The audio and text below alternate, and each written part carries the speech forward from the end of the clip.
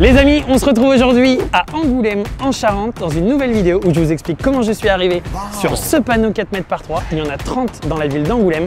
Je suis avec toute l'équipe sur ce panneau. L'objectif de ça était de faire une communication qui se rapproche de street marketing, donc faire une communication visible dans la ville. Du fait que l'on fait beaucoup de notre communication sur les réseaux sociaux, les gens ne sont pas forcément conscients du fait que nous sommes une entreprise bien implantée en Charente. On a voulu se crédibiliser, faire de l'image et c'est une très bonne action. D'autres actions du même type qui pouvaient être faites pour se crédibiliser, c'est souvent dans les médias locaux. Donc en Charente, on a par exemple la Charente Libre qui est le journal quotidien qui est du lundi au samedi dans les boîtes aux lettres de 80 000 personnes en Charente. La méthode pour créer ce panneau, vous avez plusieurs possibilités. Nous en l'occurrence, on l'a fait avec les gens de l'agence qui sont créa et qui sont capables de créer graphiquement ce genre de visuel. Vous avez la possibilité de faire appel à différents freelances ou directement aux personnes qui vous louent la diffusion de votre affiche sur ces panneaux-là. Il existe plusieurs types de panneaux, des panneaux comme celui-ci qui font de la transition. D'ailleurs, on a un de nos clients qui est Blay News à qui on fasse le bonjour. Donc la diffusion avec du mouvement, ce qui est plutôt bien parce que ça crée du dynamisme quand les voitures passent, quand les gens passent devant,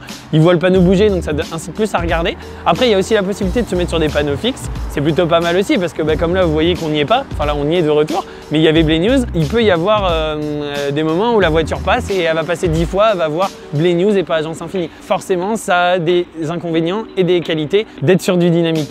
Une campagne comme celle-ci peut coûter de 2 000 à 6 000 euros environ sur une zone comme Angoulême qui est une ville de 70 000 habitants environ. 2 000 à 6 000 euros mais sur une période qui va être d'environ 2 semaines, 3 semaines à voir bien sûr ce que vous pouvez négocier avec les commerciaux. On a des entreprises comme JC Deco, Vedio en l'occurrence qui a été notre fournisseur pour ces panneaux là, Clear Channel, Wancom qui font du panneau dynamique, donc panneau LED.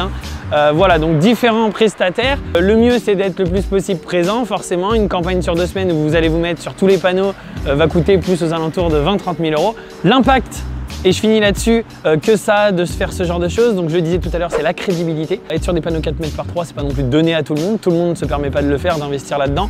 Mais cela permet de s'asseoir, d'asseoir sa position sur un territoire local. Et surtout, ça permet de générer du lead parce qu'il y a de la notoriété, mais il y a du lead. Nous, par exemple, ça a été plus d'une vingtaine, trentaine de contacts générés en à peine 2 semaines, alors qu'habituellement, on va en générer un peu moins de 10 par semaine. Voilà, donc on se retrouve bientôt dans une prochaine vidéo. Si vous avez aimé cette vidéo, vous pouvez la liker, bien sûr. Vous pouvez aussi commenter, me poser des questions. N'hésitez pas sur les différents coûts que ça peut avoir. Si vous voulez des coordonnées, des contacts de personnes pour faire ce genre de choses. À bientôt.